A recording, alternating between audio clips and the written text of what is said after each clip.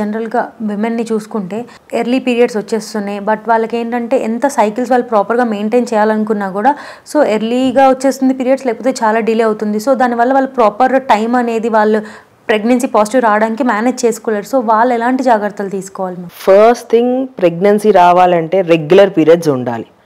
ఆ ఇర్రెగ్యులారిటీ ఎట్లా ఉందనేది ఒకసారి డాక్టర్ దగ్గరికి వెళ్ళి చెక్ చేసుకుంటే ఏంటి, కొంతమంది ఇర్రెగ్యులర్ పీరియడ్స్ చాలామంది ఇప్పుడు ఎట్లా అయిపోయారంటే ఆ ఇర్రెగ్యులర్ పీరియడ్స్ వస్తుంది వన్స్ ఇన్ 2 to 3 months. అందరికి మైండ్లో ఒక ఉంది ఏంటి అంటే కంపల్సరీ పీసీఓడి అని. లేదు, నేను ఫ్యూ కేసెస్ చూసాను. నాకు తెలిసిన అంకుల్ వాళ్ళ డాటర్ కూడా వాళ్ళు అనుకున్నారు పీసీఓడి అని. షీఈ్ లైక్ 22-23 years ఓల్డ్ అనమాట. పీసీఓడి అందుకే ఇర్రెగ్యులర్ పీరియడ్స్ వస్తున్నాయి, థైరాయిడ్ కూడా ఉంది కదా ఇర్రెగ్యులర్ వస్తున్నాయి అట్లా అనుకున్నారు. కానీ ఫైనల్గా ఎందుకు ఇంత ఇర్రెగ్యులారిటీ అండ్ స్కాన్ చేస్తే మరి చిన్నగా కనిపిస్తున్నాయి, చాలా క్లియర్గా కనిపించట్లేదు ఎగ్స్ అనేది కూడా. సో మనం AMH అని టెస్ట్ ఉంటుంది అనమాట, యాంటీ ములేరియా. ఆ టెస్ట్ చేస్తే తనకి 0.1 వచ్చింది. అంటే అసలు ఎగ్స్ అనేది లేదు తన బాడీలో. అంత చిన్న ఏజ్కి మెనోపాజ్ వచ్చేసింది. మధ్యలో డాక్టర్ దగ్గరికి వెళ్తున్నారు, ఏదో ఒక ట్రీట్మెంట్ తీసుకుంటున్నారు, పీరియడ్స్ రావటం అట్లా జరిగిద్ది. క్లియర్గా ఏంటి డయాగ్నోసిస్ అనేది తెలియట్లా. ఇప్పుడు ఎర్లీ మెనోపాజ్ తొందరగా వచ్చేస్తుంది చాలా వరకు. దీనికి ప్రీమెచ్యూర్ ఓవేరియన్ ఇన్సఫిషియన్సీ అంటాం అనమాట. ఓవరీస్ తొందరగా ఏజ్ అయిపోతుంది. రీజన్ ఏంటి అంటే మళ్ళీ హార్మోనల్ ఇంబ్యాలెన్స్, మన లైఫ్ స్టైలే మెయిన్ కారణం అంతే. సో అలాంటి వాళ్ళకి ఏంటంటే మనం కౌన్సిల్ చేయాలి. చాలా చిన్న అమ్మాయిలకి పాపం పీరియడ్స్ రాకపోవటం వల్ల మ్యారేజ్ కొంతమందికి మ్యారేజ్కి ముందే డిటెక్ట్ అవుతుంది, కొంతమందికి మ్యారేజ్ అయిన తర్వాత డిటెక్ట్ అవుతుంది అనమాట. ఫస్ట్ అయితే ఒక 3-4 months మనము ఒక ఎండోక్రైనాలజిస్ట్ సపోర్ట్తో ఫ్యూ ట్యాబ్లెట్స్ అలా ఇచ్చి వాళ్ళ హార్మోన్స్ ఏమైనా స్టెబిలైజ్ చేసి వాళ్ళకి ఏదన్నా మనకి ఎగ్స్ ఏమైనా కనిపిస్తాయా లేదా అనేది ట్రై చేస్తాం. మోస్ట్లీ అయితే ఉండదు ఇన్సఫిషియన్సీలో ఎంత ట్రై చేసినా, కానీ అట్లీస్ట్ తన హార్మోన్స్ని ఇంబ్యాలెన్స్ ఉన్నదాన్ని బ్యాలెన్స్ చేయాలన్నమాట. ఎందుకంటే ఎర్లీగా మెనోపాజ్ వస్తే ఈస్ట్రోజన్ అనే హార్మోన్ తగ్గిద్ది. దానివల్ల మన బోన్స్ ఈజీగా విరిగిపోవటము తొందరగా ఇట్లా జరుగుతాయి. సో వాళ్ళకి ఆ సపోర్ట్ ఇవ్వాల్సి వస్తుంది అనమాట.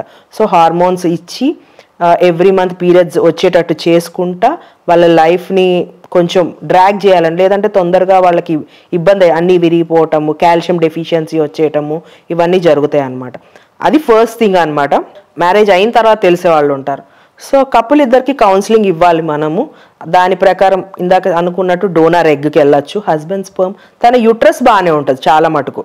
ఎగ్స్ తగ్గిపోయినా ఎర్లీ మెనోపాజ్ వచ్చినా కూడా ఎగ్స్ తగ్గినా యూట్రస్ అనేది బాగుంటుంది కాబట్టి మనం డోనర్ ఎగ్ తీసుకొని మనం ఎంబ్రియో ట్రాన్స్ఫర్ చేసుకుంటే మంచిగా ప్రెగ్నెన్సీ యాక్సెప్టెన్సీ. మళ్ళీ అది కూడా మ్యారేజ్కి ముందు తెలిస్తే ముందే చెప్పి చేసుకోవాలి, మ్యారేజ్ తర్వాత తెలిస్తే హస్బెండ్తో మనం మాట్లాడి కన్విన్స్ చేసి చేసుకోవచ్చు అన్నమాట. ఇంకా వాళ్ళకి వేరే ట్రీట్మెంట్ ఆప్షన్ ఉండదా మ్యామ్? ఓన్లీ డోనర్ ఎగ్కి వెళ్ళడమేనా మ్యామ్? డోనర్ ఎగ్కి వెళ్ళటం. ఎర్లీ మెనోపాజ్ వచ్చేసిందంటే దాన్ని ప్రీమెచ్యూర్ ఓవేరియన్ ఇన్సఫిషియన్సీ, డోనర్ ఎగ్గే ఇంకో ఆప్షన్ ఉంటుంది.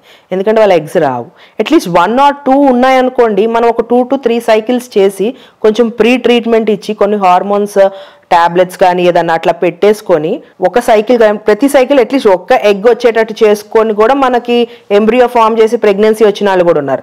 నాకు ఇంకో కేసు ఒకటి ఉంది. వాళ్ళు కూడా డాక్టర్ కప్పులే. వైఫ్కి చాలా తక్కువ young age, she like around 30 years, ఎక్కువ కూడా ఏజ్ ఏం లేదనమాట. 30 years ఉంది. ఒక సైడ్ 2, ఒక సైడ్ 2 eggs ఉన్నాయి. కొంతమంది ఫైనాన్షియల్ క్రైసిస్ వాళ్ళకి ఏం లేదు, they were very keen of their own eggs అనమాట. సో కౌన్సిలింగ్ 2 eggs ఉన్నాయి. ఆ పేషెంట్కి ఫస్ట్ సైకిల్ చేస్తే పాపం ఒక్క ఎంబ్రియో కూడా రాలా. లేదు అని కొంచెం ప్రీ ట్రీట్మెంట్ ఇచ్చి కొన్ని హార్మోన్స్ పెట్టుకొని అవన్నీ పెట్టుకున్న తర్వాత ఒక సైకిల్ చేసాం. అప్పుడు కూడా తనకి చేసినప్పుడు ఒక్కటే ఎంబ్రియో ఫామ్ అయింది. అది కూడా day 3 వరకే వెళ్ళింది. day 5కి వెళ్ళాం. మళ్ళీ ఇంకో సైకిల్ చేయించుకుని, ఎందుకంటే సక్సెస్ రేట్ సింగిల్ ఎంబ్రియోతో కొంచెం తగ్గచ్చు. 2 embryos ఒకేసారి పెట్టానుకో కొంచెం ఎక్స్ట్రా ఉంటుంది, ఒక 10-15% ఎక్స్ట్రా సక్సెస్ రేట్ ఉంటుంది. వాళ్ళు ఇంకో సైకిల్, 3rd cycle కూడా చేయించుకున్నారు. మళ్ళీ ఇంకో 2 months గ్యాప్ మళ్ళీ ఇంకొక ఎంబ్రియో, మంచి ఎంబ్రియో ఫామ్ అయింది. సో 2 embryos ఒకేసారి ట్రాన్స్ఫర్ చేయించుకున్నారు. వాళ్ళకి twins. I think now they are in 7th month అనమాట. సో తక్కువ ఉండటం వేరు, అస్సలు లేకపోవటం వేరు అనమాట. సో అది రెండింటి మధ్య మనం డిఫరెన్సియేషన్ చూసి, కొంతమంది అస్సలు లేకుండా మనం ఊరిని ట్రీట్మెంట్స్ చేయడం కూడా వేస్ట్, ఫాల్స్గా మనము వాళ్ళకి హోప్ ఇవ్వటం వేస్ట్. సో ఆ బేసిస్ మీద చెప్తాం. మళ్ళీ కొంతమందికి ఫైనాన్షియల్ క్రైసిస్ ఉంటే అట్లా వాళ్ళు డిఫరెంట్ మనం ఆప్షన్స్ ఇస్తాము. వాళ్ళ ఫైనాన్సెస్ని బట్టి వాళ్ళు ఆప్షన్ తీసుకొని ముందుకెళ్తారనమాట.